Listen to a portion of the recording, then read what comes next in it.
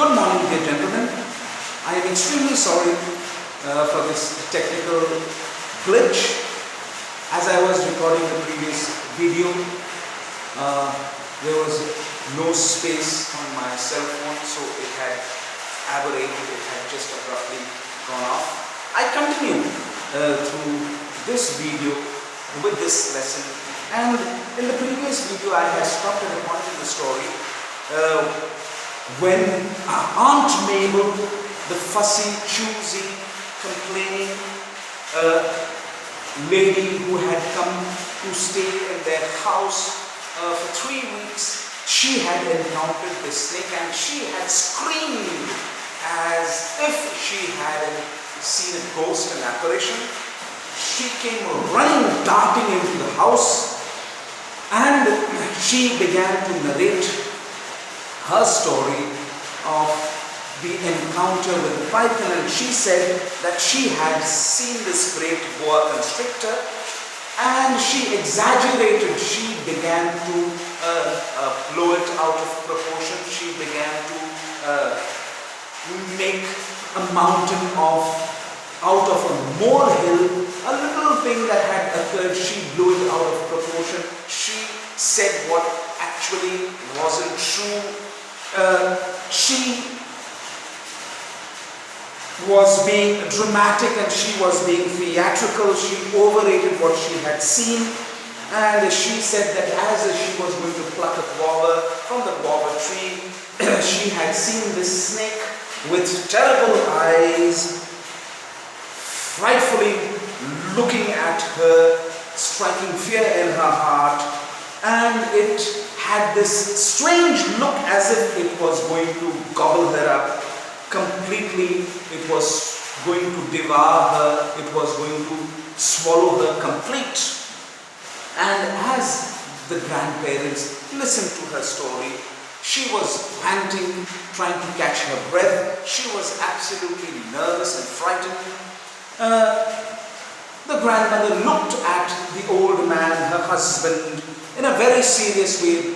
Both of them looked at each other seriously, significantly, seriously, and grandfather immediately had got the message which grandmother had tried to give him, the unspoken, unsaid message that he needed to take action immediately. So grandfather said immediately, "I'll go out and kill it."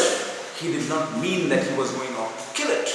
He was just trying to mollify, he was just trying to pacify and calm the worked up aunt, the frightened cousin, Aunt Mabel. And he sheepishly, in a very embarrassed, ashamed, and feeling unconfident that he had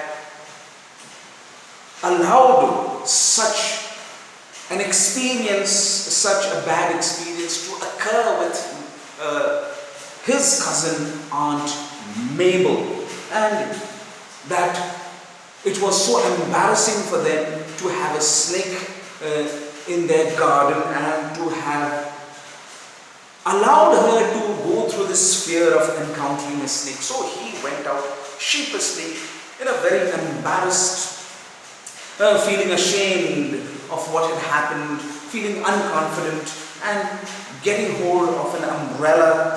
He sallied out. Sallied out means he went out with this purpose. So when a person sallies out, a person goes out with this definite purpose in mind to accomplish, to achieve something. And in this case, he had gone out with this determination to catch the snake and get rid of it, trying to pacify this lady who was absolutely fear-stricken. Into the garden he went, but when he reached there, the guava tree, the python had disappeared, much to his dismay, much to his disappointment. Aunt Mabel must have frightened it away, I said, and little Bon, in a very smart and cheeky reply, tried to act funny. He said that Aunt Mabel must have frightened away. That is why it was not seen on the guava tree as she claimed she had seen it.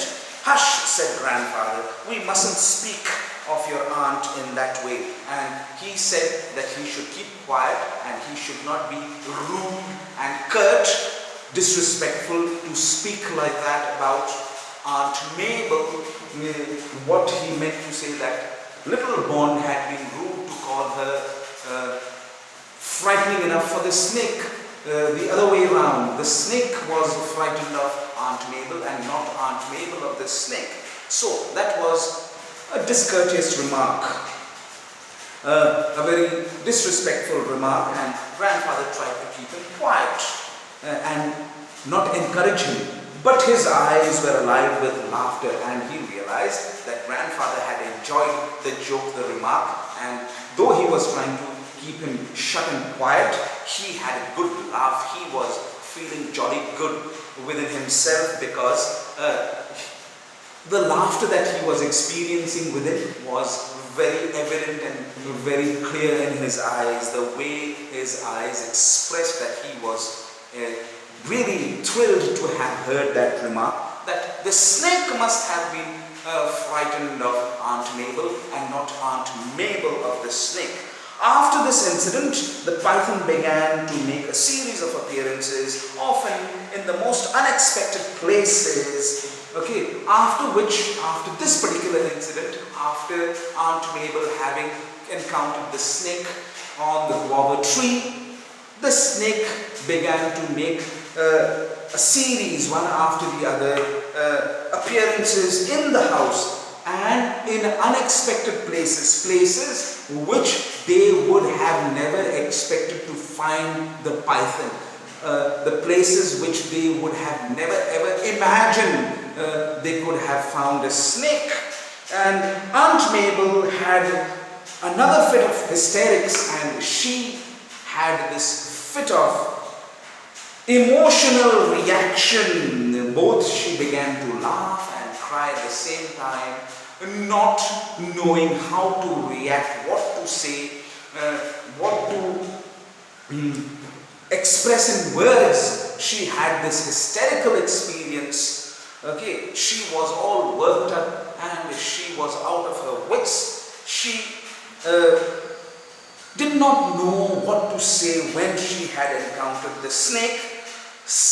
Again, another time when she had seen the snake admiring her, looking at her from under the cushion on the sofa, and she was absolutely hysterical about it. She cried and laughed at the same time, acting strange and weird. She packed her bags after which and left. And grandmother made us intensify, and as soon as she decided to pack her bag, she did pack her bag and decided to leave, grandmother immediately swung into action and asked both her husband, the grandfather, and little Bond to step up their efforts to get the snake, find the snake and have it gotten rid of.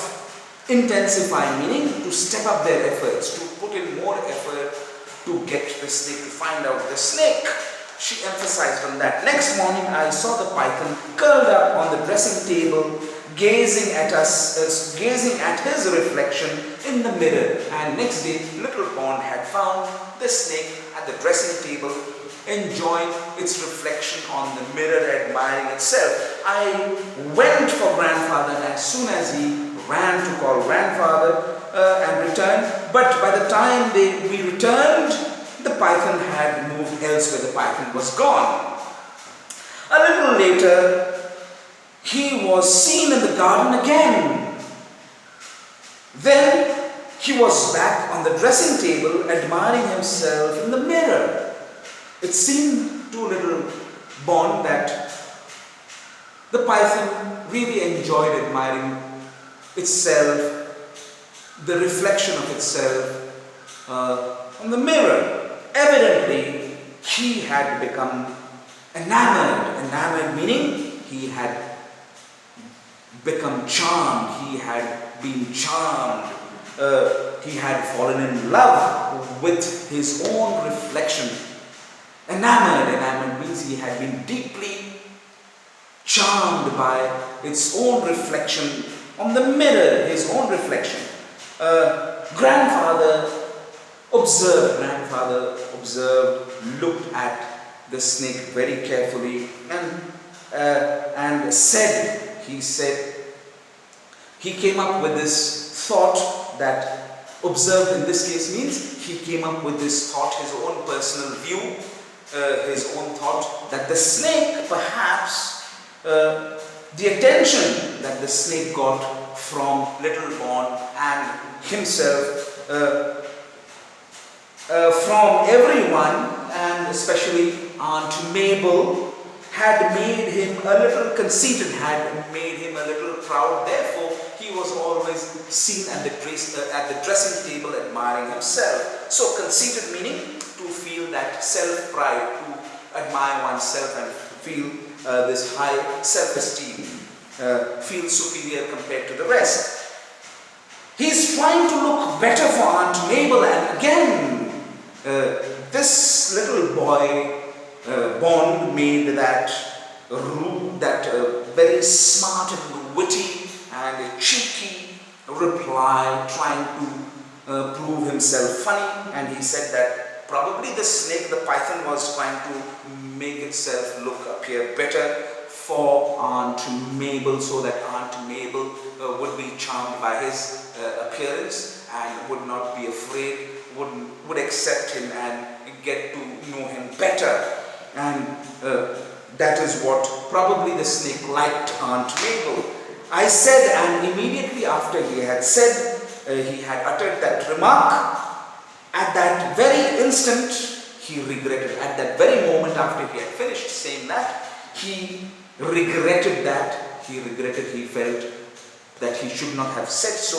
Why? Because grandmother overheard it. Grandmother had heard what he had said, that sassy and that clever, witty, funny reply that he had, the comment that he had made, and she brought the flat of her broad hand down on his head, and she gave him a clout, a smote on his head for behaving in such a way, in such a clever, witty, and in a way,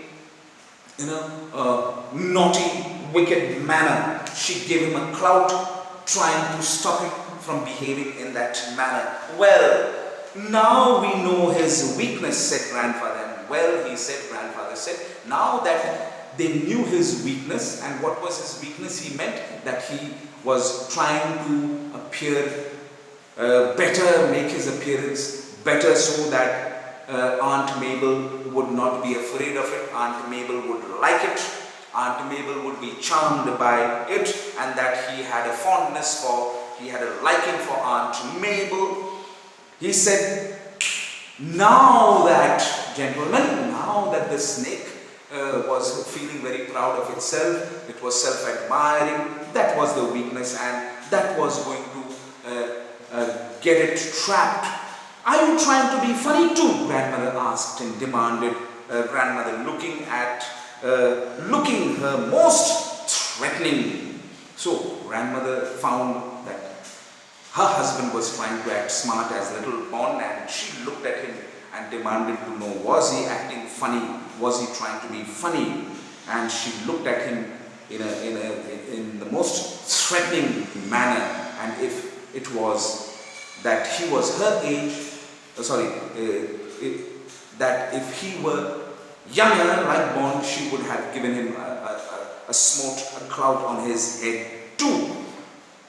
And he tried to justify himself. He tried to prove that it was just an innocent remark, and to get away from the awkward situation that he had brought himself to. So he said that I only meant he was becoming very vain. He said that he was just trying to say that the snake was becoming very proud of its appearance, and that is what he said to calm the old lady down. And grandfather said hastily, it should be easier to catch him now, and he tried to pacify, and he tried to get her around to see his point of view, and he said that it should be easy for them to catch the snake. That is what he was just plainly trying to say. He set about preparing a large cage with a mirror at one end and a trapdoor at the other, and he placed in the cage, he left a juicy chicken and various other delicacies and various other food material which would prove to be alluring and delicious, tasty for the snake, and fitted the opening with a trap door, and he fitted a trap door that would fall on its own as soon as the snake would enter. That was the ploy, that was the trick they set, the trap they had set to get the snake. Trapdoor. Aunt Mabel had already left by the time the trap was ready, because she couldn't stand the snake, living with the snake in the house. But we had to go about with the project, but they could not aberrate, they could not end the project despite Aunt Mabel having left, because they could not have the snake prowling, going all about the house. Prowling means looking for prey, going about aimlessly and dangerously about the house indefinitely, forever. They could not have the snake roaming around in the house and in the compound forever, so they had to do something to get rid of it, and they set up a trap. For a few days nothing happened, and then as I was leaving for school one morning, I saw the python curled up in the cage. So one fine morning, after a few days of wait, Ruskin Bond found the snake inside the cage, curled up inside the cage as he was leaving for school. He had eaten everything that had been put in the cage for it, and was relaxing in front of the mirror that had been put at one end of the cage, with something resembling a smile on his face, and with what it seemed to young Ruskin Bond, because he was happy to see the snake, to him it seemed that the snake also had a smile, a broad smile, admiring itself, admiring its reflection on the mirror, and it was happy. If you can imagine a python smiling, and he tells us, the readers, if we can imagine a python smiling, we can certainly picture what happiness it must have experienced inside the cage with all that food devoured, eaten, swallowed, and admiring itself, admiring its reflection in the mirror. If one is happy, one sees happiness in others also. So that is what he meant to say, how happy the snake looked. It seemed the snake was smiling, admiring itself. I lowered the trapdoor gently, and he went and he lowered the trapdoor to have the snake sealed and secured inside the cage. But the python took no notice. The python was so involved in watching its reflection on the mirror that it did not take any notice of him dropping the trapdoor. He was in raptures. He was overwhelmed, feeling extremely happy and joyous, looking at its own reflection on the mirror, that it did not take any notice of the trapdoor come down and it being securely trapped in the cage. Over his handsome reflection, grandfather and the gardener put the cage in the pony trap. Pony trap, in this case, was a little carriage that was pulled by ponies, small little horses, ponies in a pony trap that would take them across the riverbed and let grandfather let grandfather allow the snake leave. So pony trap is this pony drawn carriage, pony pulled carriage. Ponies are little horses. So grandfather and the gardener put the cage in the pony trap and made the journey to the other side of the riverbed, where he was asked by the grandmother to get rid of the snake. They left the cage in the jungle with the trapdoor open, and the trapdoor was left open, expecting the snake would have itself out of the cage and find its way to freedom. He made no attempts to get out, said grandfather later. So grandfather, when he returned, he narrated to young little Bond that the snake made no effort of trying to get out of the cage because it was satisfied and happy, admiring itself in the mirror. He was in love with himself, and most of all, he must have fell in love with Aunt Mabel. And I didn't have a heart to take the mirror away. And grandfather also said that he did not have the emotions, or he did not have the kind of hard feelings to take the mirror. He did not have that cruelty to take the mirror away. So he let the mirror be there and allow the snake with the trapdoor open of the cage to admire itself.